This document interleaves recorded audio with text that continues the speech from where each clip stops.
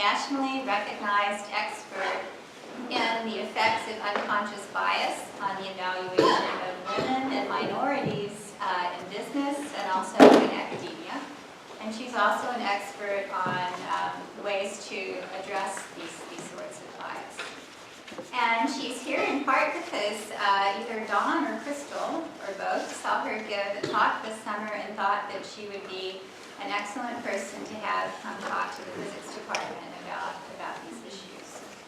And so, in addition to her academic work and her publications, Stephanie also consults with international firms like Phillips 66 and Citicorp and Brown-Forman, advising them on how to capture the known benefits of having a diverse workforce by improving their hiring practices and other things that they do. So with that introduction, I will turn it over to Stephanie. Thank you.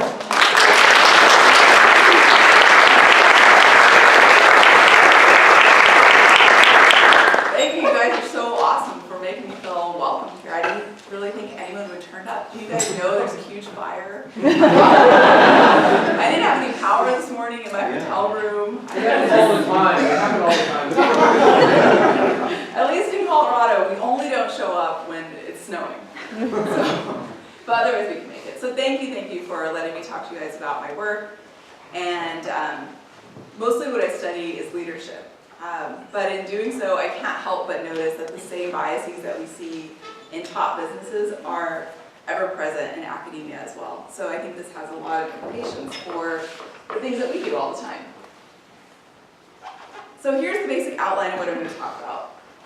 One, there is a business case for diversity. There's a lot of reasons why companies and schools and work teams can benefit from having more diversity. But I found, especially on my travels and giving talks, that it doesn't matter what the numbers say because people just don't believe it. Just like people question climate change. People don't believe that the benefits of diversity are real. You can give them the data, you can show them, last week it was 71 degrees in Boulder, Colorado, and they say, oh, that's just a nice day, right? And the same thing's true for diversity. But we can actually overcome biases through science. And so if we understand how biases work, we can address them. So these are just some stats, and these are the stuff that no one believes. So I guess I don't know why I bother reading them all the time to people, but one study last year looked at companies over a 10-year period across the globe and found that greater gender diversity in companies, all companies across the globe, was positively related to stock prices. And you think that would be enough to get business people's attention. There's lots of other stats. So companies in the top quartile of gender and racial diversity outperform the bottom quartile by 15 and 35%, showing that the benefits of racial diversity are actually slightly larger, probably because the inequity is greater on race than it is on gender. For every 1% increase in gender balance and racial diversity, there's a 3 and 9% sales boost in companies that do direct to customer sales. If you just have one member on your team that represents your target customer, you're 158% more likely to capture that target market because you understand them more. And if you put these facts together, that's how you get to the higher stock prices. Investing in companies with more women on the board actually results in a 36.4 greater return on your investment. So now there's actually index funds that you can invest in that are for gender balanced companies. Because if you want higher stock returns, that's a good idea. And more women in the C-suite actually leads to higher firm profitability overall. Those are the statistics I usually cite, but I'll note there's also greater innovation. The C-suite is the CEO, the chief financial officer, the chief operations officer. It's the cool suite. And productivity in science and engineering. So it's not just limited to business, but it's also something that we should all care about very much. This article came out in Science a couple years back, and it blew my mind that it was a naturalistic experiment showing that having more women leaders actually increased aspirations for young girls entrance into leadership. And I see this same thing so much when we look at our faculty. I'll tell you a little story. So I'm Mexican, I always tell this to my classes, like, oh, so, being Mexican. And I do this for a couple reasons. One, I am Mexican. And two, I feel like there's not a lot of other Mexican professors. So I talk about diversity, that's like my job. And so I tell people, and the student came up to me after class and said, did you say you were Mexican? I did. He's like, that is so weird. I have never met a Mexican professor before. I didn't even know Mexican people could be professors. And I was like, come on. And he said, no, seriously, even my Spanish professor was white. And you guys live in California, so it might be a little different than living in Colorado. And before that, I was at the University of Wisconsin. And so maybe it's a little different, but it does show that if you want to increase people's aspirations into a field, albeit science or leadership or business, you need to have role models. And that's what this study showed. And they got a science pub out of it, which isn't too bad. Oops.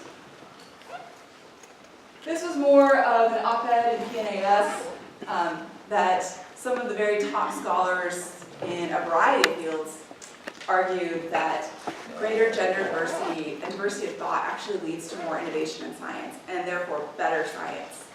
And I'll talk a little more about why this is. This is a statistic I always like to share. For all those people who don't believe that there is an imbalance in men and women in leadership roles, and it is that you have a better chance of becoming a CEO if your name is John or David than you do if you're a woman.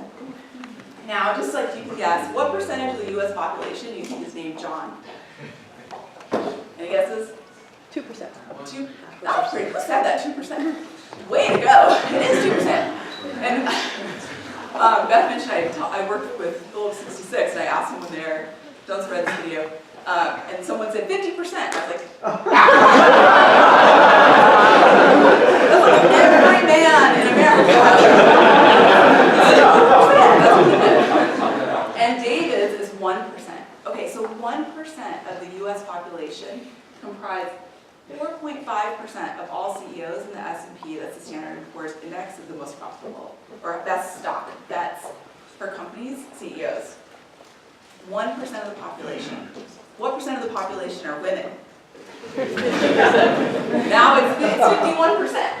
And women comprise 4.1% of the CEOs.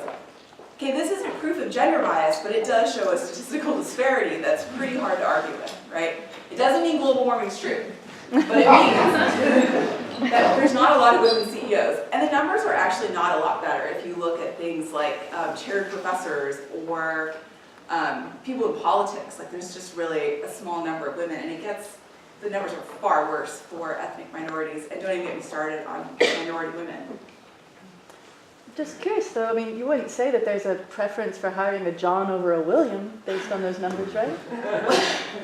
There is a clear preference for hiring Johns over Williams, but it's not a conscious preference. So it might be like the name David makes it feel strong. CEOs tend to name their kids David, and the best predictor of wealth attainment is your parents' income or something like that. There's also no error bars in those numbers. There's no error bars, just pay attention to the error bars. So I want to show you kind of how this happens, just the nature of unconscious bias. So I wonder if a bold person would be willing to read this sentence for me. The rock star was unhappy with the amount of alcohol at the party. Thank you. Okay, so I don't know if you're like me, but I get an image in my mind. Does anyone have like an image in their mind? Do you see like a man dancing on a table in leather pants? Yeah. No? Yes. I see Janis Joplin. Janis Joplin, nice. I see a man. I'm more of a Mick Jagger, but everyone's different. So if someone was like, no way, it's totally Steven Tyler. But we all have like an image that we see in our minds, right? It doesn't matter if it's different. Okay, can someone read this sentence? So none was unhappy with the amount of alcohol at the party. All right, to get a little bit of a different image. No leather pants. Or at least you can't see them, right? Because they're under habit. So not only do you see a different image, but you also interpret the sentence totally differently, right? Why is the nun unhappy? Too much. Too much alcohol. Why is the rock star unhappy? No, no, No. Okay, next sentence. One more person. Can you read this for me?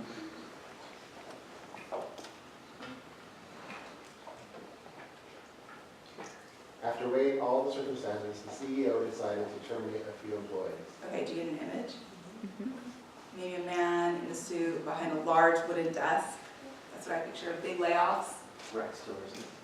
After weighing all the circumstances, the drug dealer decided to terminate. Do you get a different image? Probably, right? No, you get the same exact image. Pharmaceutical companies. That's incredible. Okay. So the point of this is just to show these are examples of how prototypes color what we interpret. It's not, you're reading the same exact sentence, but you see something totally different. And these are just prototypes that are common, like we also have views of drug dealers and maybe of CEOs, but we don't know that many drug dealers or CEOs, or I don't. Imagine if it's something you really are familiar with, then your prototypes are even much, much stronger. So think of like prototypes of men and women. Or prototypes of athletes. If you picture a basketball player, who do you think of? A black man. A black man? Any specific people? LeBron. LeBron, Steph Curry. I think of the Denver Nuggets. No one calls them the Nuggies, just me. But here's something that's more important. You don't just think of a black man when you think of a basketball player. But on some level, don't you also think black men are better basketball players? Because African American men in the US are about 13% of the population. They're 74% of the NBA. So do the math, right? Because whatever you see becomes what you expect. And that's the nature of prototypes. But that's an interesting case of bias in a different way, because then you're saying that we shouldn't have diversity in basketball. I'm not. I love diversity in basketball. And one of the studies I'll put up will show that diversity in soccer or football, the other football, actually increased the number of goals that teams score. So I do think there should be more diversity. Right, but you can see the way you could say the fact that there are more African American men in basketball is correct. The number you quoted is correct, about 75%. And so you'd say, well, they are better. So then you could look at an organization and say the fact that 15% of physics departments have, double X chromosomal life forms as faculty. This is an indication that double X chromosomal life forms are less suited to be physicists, Yeah, which would be incorrect. right. So the question is, how do you balance, true senses of diversity? So I would argue that African American men are not actually better basketball players. Really? Yeah, I mean, if you just picked any random African American man and any random other man, I wouldn't put my money on the African American. Yeah, because we had like hugely overlapping distributions, right, for the number of men in the NBA. But like the disparity between white men and black men is probably pretty small. Like for the most part, there's no difference. Which you didn't say At the very top, I said most people would think that African American men are better basketball players. I'm not going to say that. Although I've been argued with on many occasions, like that African American men are in fact better basketball players. But more of my point, and we can talk more about this, is a question of whether people thought African American men were better basketball players in the 1950s. Did they think so? These are the 1953, 54, 55 NBA champion Minneapolis Lakers. The coach is named John.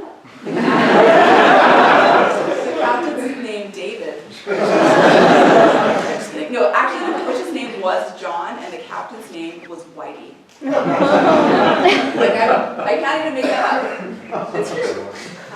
So no one thought that African American men were better basketball players in the 1950s, but it just shows you how easy it is to change these prototypes or expectations because of what we see. And then I'll challenge you by saying, do you think that white men are better CEOs? If 95% of CEOs are white men, the argument that you propose must be true, right? If we endorse the idea that African American men are better basketball players, then the logic is that white men are better CEOs. And I would argue that neither's true, but I'd argue that we actually all believe both. Because our eyes tell us that has to be true. Like,